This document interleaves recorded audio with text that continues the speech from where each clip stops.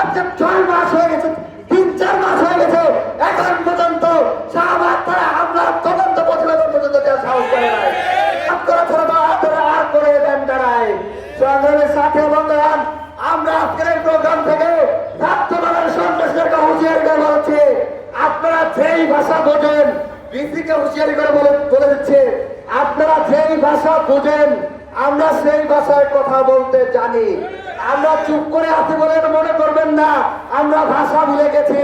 জুলাইয়ের প্রজন্ম হাসিনা ধৈর্যের পরীক্ষা দিচ্ছে, জুলাইয়ের প্রজন্ম হাসিনা দাঁড়াইছে, আপনার মতো সন্ত্রাসীদেরকে কোরআন টাইম এই শিক্ষার্থীদের কাছে নাই। সংগ্রামের মধ্যে আমি হুঁশিয়ারি করে বলে যাচ্ছে, আমরা জানি এরা ইনসাফ করবে না, আমরা জানি এরা জুলুম করবে, আমরা জানি এরা জুলুম করে গিয়েছে, আবার করতেই থাকবে।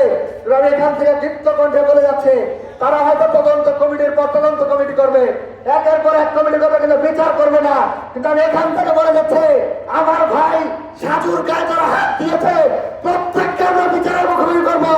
আমার ভাই ইমাম ভাইয়ের উপর যারা হাত দিয়েছে, আমার ভাই পঞ্চগড় নাইমের উপর যারা হাত দিয়েছে, আপনারা লিখে রাখুন, সাংবাদিক বন্ধুগণ আপনারা এই ভিডিও সংগ্রহ করে রাখবেন, প্রত্যেককে বিচারের মুখোমুখি করা হবে। এই ক্ষমতার বাহাদুরি বেশি দিন থাকবে না। আপনারা বিচারপতি হয়ে আপনারা উবায়দুল কাদেরের মতো সন্ত্রাসী, আপনারা তদন্তকারী, আপনারা বিচারক, আপনারা মনে রাখেন বিচারপতির বিচার যারা করবে সেই জনতা থেকে উঠবে।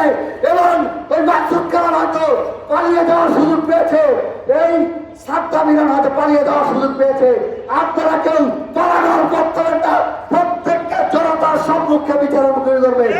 ছাত্র জনতার সামনে এই উদাত্ত ওয়াদা, মুসাদ্দেকের এই ওয়াদা আমি রেখে আমার বক্তব্য এখানে শেষ করছি। আমি এখানে স্পষ্ট ভাষায় বলছে, আমরা বলছে আপনাদের প্রত্যেককে বিচারমুখী করবো। আমি আমার যদি বিশ্বাস থাকে, আমি যদি বেঁচে থাকি, আমি এদের বিচারের মুখোমুখি করবোই, ইনশাআল্লাহ ইনকিলাব জিন্দাবাদ।